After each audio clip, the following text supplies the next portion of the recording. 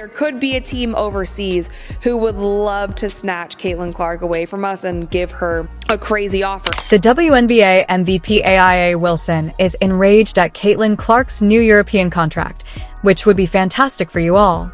It's a record-breaking offer that has everyone talking, and it's not just any deal. You won't believe what happened in women's basketball just now. Wilson's merely jealous reaction is what makes it so intriguing that you could be wondering, what's the big deal? Wilson is not happy about what could be the start of a whole new era in women's basketball, but Clark isn't just making more money. She's changing the game, let me tell you. Now, let's talk about the real game changer. The pay of Caitlin Clark in Europe. We are discussing not just any contract, but one that is breaking records and leaving people in the basketball world speechless. Seems like she's probably going to make more money overseas in EuroLeague than she did during this WNBA season. You might be wondering how much we're really talking about, but get ready for her European contract will blow you away with the numbers. Diana Taurasi was the highest paid women's basketball player in the world, not just in the WNBA, but Clark will be paid more than she was when she played for Russia. It's not out of the norm for WNBA players to play during the regular season and then during their off-season play overseas. This is something that has been happening for like the entirety of the WNBA. It even went as far as to 1 year in 2015, Diana Taurasi played in Russia and did not play in the WNBA. And it was never outright stated that she didn't play in the WNBA because Russia basically put that in their contract, that if she went there, she couldn't play. But that was pretty much what everybody thought happened because Russia paid Diana Taurasi at that time $1.5 million salary to play in Russia. We're talking about a contract that makes WNBA salaries seem like pennies. Can you imagine being in her shoes right now as the league's MVP and face, and then all of a sudden this rookie shows up and starts earning more money than you've ever seen? That's why AEL Wilson is upset about this deal. I don't want to be great for you guys. I'm going to go out there and I'm going to try to be the best. The worst part is that, even though everyone else is still catching up, Clark seems to be playing a completely different game.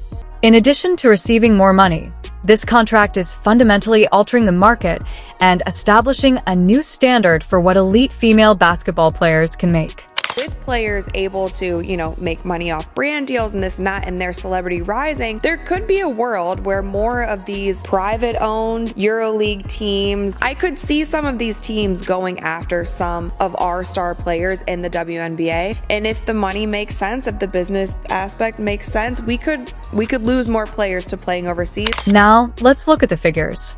Although the league maximum compensation is around $230,000, the average WNBA salary is about $130,000. However, Clark's European contract may bring in millions of euros. In other words, it could be 10 times the salary of WNBA MVP Wilson. The commissioner told her that she could make $700,000 playing in the WNBA through marketing this and that. I don't know what Kathy was talking about because even the highest paid player in the WNBA currently makes a little over $200,000 in salary, and then I don't know what the WNBA does with their marketing dollars, but it's definitely not going to equate to $700,000. It's not surprising that Wilson, who is at the pinnacle of her career, feels the heat when a rookie enters the game and fundamentally changes the financial landscape of women's basketball, but the difference we're seeing goes beyond money. It must feel like a slap in the face for players like Wilson who have been dominating the WNBA for years. You might be asking, isn't this good for women's basketball overall? And you would be right in the long run, but for now, it's dividing the sport as players like Wilson feel left behind despite their accomplishments while Clark benefits from her fame and talent. Clark's contract is bringing attention to the pay disparities in women's basketball and forcing everyone to think about how we value these athletes and their abilities. The offer, Ice Cube was about to give her $5 million to play in less than 10 games in the Big Three. So the money is there, and if these owners are smart with it, I could definitely see more WNBA players going overseas and possibly not return. An MVP need to be above and beyond jealousy. Let's look at the drama that is unfolding in AIA. Not only is Wilson's reaction to Caitlin Clark's contract surprising, but it's also incredible that a famous athlete like Wilson would feel so intimidated by a rookie's accomplishment. You would think that someone at the top of their game would be at ease enough to brush off a rookie's success, but Wilson's response paints a totally different picture. We're not just talking about the occasional sarcastic comment. Wilson is in full-blown meltdown mode and has been tweeting passive-aggressively more frequently than she says in interviews and making crude jabs at Clark's accomplishments. Wilson has been the face of the WNBA as the Golden Girl and MVP, but now she's watching Caitlin Clark change the game overnight, and she's not taking it well. At this point, things start to get pretty interesting. It's like seeing a boxing champion lose because a novice is getting more attention. Wilson isn't just upset about the money. It must be painful to watch Clark potentially earn millions of dollars while she only gets a small share. But there's more at stake here. It's about status, legacy, and who gets to represent women's basketball. Wilson has worked incredibly hard to advance in her career, carrying the WNBA on her shoulders, and now she's watching this college phenomenon steal the show. Can you imagine what it must be like to be the show's star for years only to have the understudy enter and receive a standing ovation on their first night? Why is AAL Wilson is furious about Caitlin Clark's new deal since it goes beyond the money to consider the significance of that sum? It's about feeling that the new kid on the block is overshadowing all of her efforts and achievements. It's about the worry that she might not be the priceless celebrity she thought she was. It's about the harsh reality that there's always someone younger and hungrier coming up behind you in sports and in life, and how the old guard feels threatened by the new. Clark is starting to push A'ja Wilson for MVP of this league, and I am not exaggerating. She is starting to push A'ja. But this is where things start to go insane. Clark is not only taking center stage, but she is also drastically altering how fans of women's basketball engage with the game. You might be surprised to learn what might make a rookie so great that even MVPs are feeling the heat. Caitlin Clark, in a shock to me, has proven already to be a once-a-generation passer. I did not see that coming at Iowa. I thought scoring, yes, she's the all-time greatest scorer in the history of college basketball, men's or women's, but passing like this, I'm talking about gifted LeBron-esque bounce passing. I'm talking about gifted LeBron-esque two-handed, full-court, touchdown pass kind of passing, the likes of which I don't see in the WNBA. Let's look at how Clark's notoriety is influencing women's basketball. You could wonder if Clark is that important, but the numbers don't lie and paint a picture that makes the WNBA's biggest star perspire. She's having impact on her team that nobody else in the league is having on her team. We're discussing a significant shift in the women's basketball landscape. Clark's impact is not limited to the court.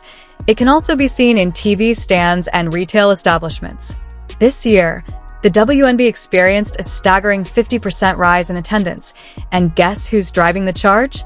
The number of supporters for Clark's side, the Indiana Fever, increased by 39%, and we also saw a 50% decline in attendance right after Clark's dismissal. Let's just say the ratings aren't the same with Caitlin Clark and the Indiana Fever now eliminated.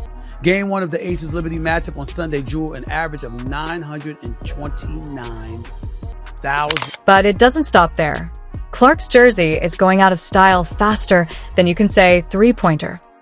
In addition to ruling the sales charts, she is also advocating for improved terms for all players, including charter jets for travel. That's right, she is not only playing the game, but also altering how the league operates. Can you picture being AIA Wilson, the league's MVP and face, and then having this rookie come along and begin selling you merchandise? Hold on to your seat, because Clark's influence extends far beyond ticket sales and jerseys. Saw for the first time that they had a chartered plane for the first time in their league history. You know, they flew private. That should be celebrated in its own right.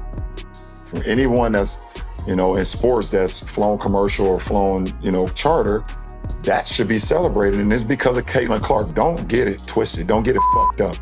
Caitlin Clark is the reason why a lot of great things is going to happen for the WNBA. But as Clark becomes more well-known, others are feeling the heat. Think AI. Wilson is watching from the sidelines as this young player takes center stage. How is Clark's fame affecting Wilson's career? The women's basketball scene is changing, and not everyone is happy about it. It's not just about sharing the spotlight anymore. It's about possibly losing your position as the sport's face. Clark is more than just a player. She is a sensation who is drawing new viewers, upending the status quo, and forcing the league to make changes for more seasoned players like Wilson. If you were MVP, you were untouchable, and your days may be coming to an end, or not just Wilson's dominance is in jeopardy due to Clark's on-court prowess, and the WNBA is more worried about this number than any MVP award.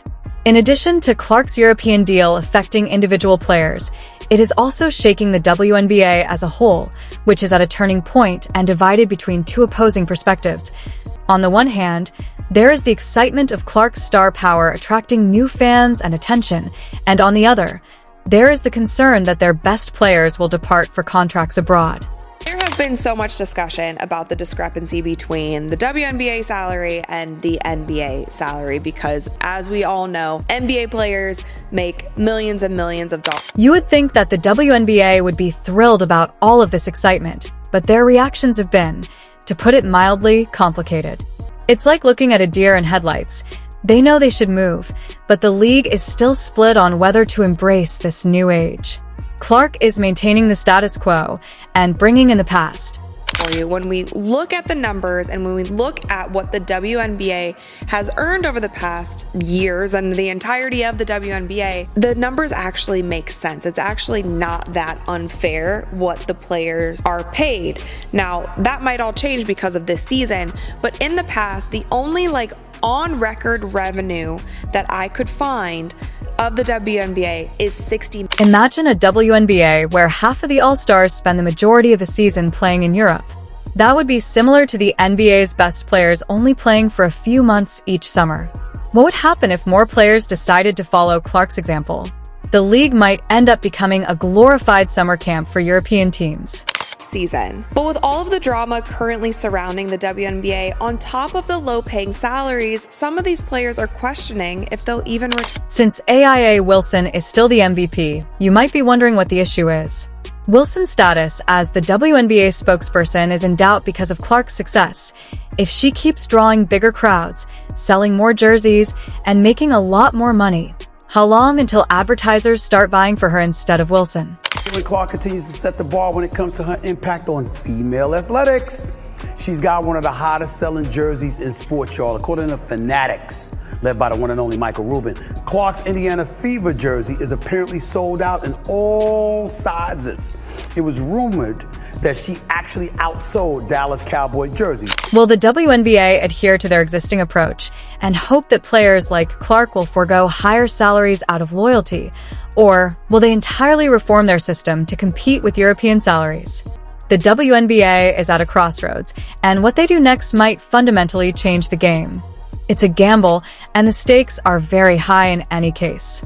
There was a huge boom this season. There was a huge boom in merchandise and television viewership and sold out arenas and all of these things, which I feel like the WNBA could have capitalized on it even more. And if there wasn't so much drama in the league, with that, more money should come and these players should be. What we just seen is astounding, isn't it?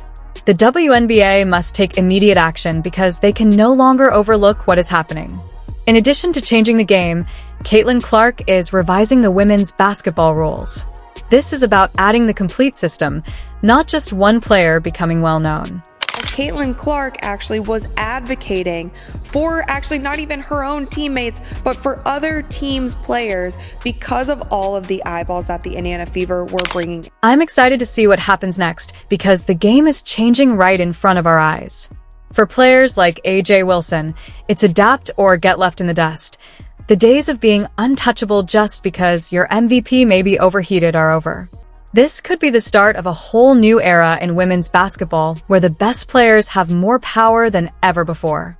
Do you think we'll see more players following in Clark's footsteps?